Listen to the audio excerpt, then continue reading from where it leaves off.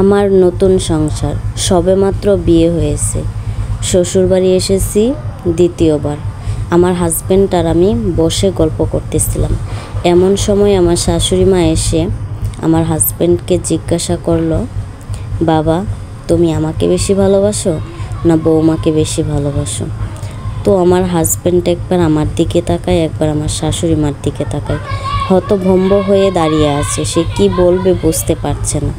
তো হঠাৎ করে সে তার মায়ের কাছে গিয়ে তার মাকে জড়িয়ে ধরে বলছে, মা, এটা কেমন প্রশ্ন? আমি দুজনকেই ভালোবাসি। না, আমার শাশুড়ি মা নাছোড়বান্দা, সে জানতে চায় যে কাকে ভালোবাসে। তো আর কি, আমার হাজব্যান্ড মাকে জিজ্ঞেস করলো, মা ডাক শোনার জন্য তুমি অনেক কষ্ট করেছো, তাই না? মা বলল, হ্যাঁ অবশ্যই, তা তো করেইছি। তখন আমার হাজব্যান্ড বলতেছে, দেখো মা, অন্য বাড়ির একটা মেয়ে এসেই তোমাকে মা বলা শুরু করে দিয়েছে। যে মেয়ে আমার মাকে মা ডাকে, সম্মান করে, ভালোবাসে, অবশ্যই আমি তাকে ভালোবাসি মা। তো আমি মাদেরকে বলছি, সমাজে এমন কিছু মা আছে যারা ছেলেদের এরকম কঠিন প্রশ্ন করে ফেলে। তো ছেলেরা হিমশিম খেয়ে যায় উত্তর দিতে গিয়ে, কী বলতে কী বলে ফেলে।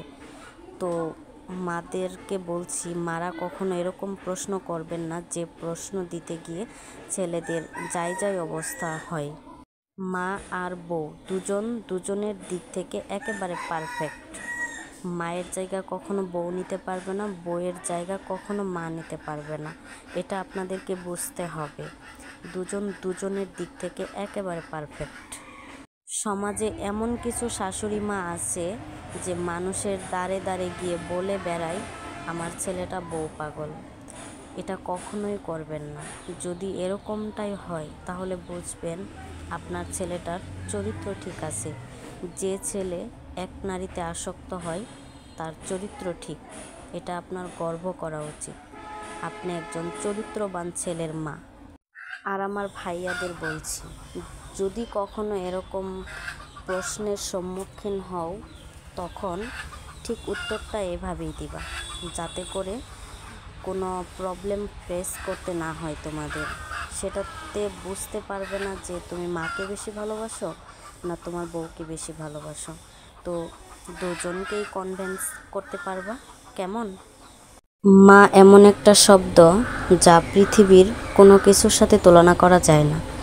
আর বউ, যে তোমার বাম পাঁজরের হাড় দ্বারা তৈরি, আল্লাহ সৃষ্টি করেছে শুধু তোমার জন্য, তোমার পরিপূর্ণতার জন্য। মানুষ তো একা চলতে পারে না, তাই না? পরিপূর্ণতার জন্য একজন সঙ্গী দরকার, আর সেই সঙ্গীটাই তোমার স্ত্রী। এটা সব সময় মনে রাখবা। কেমন?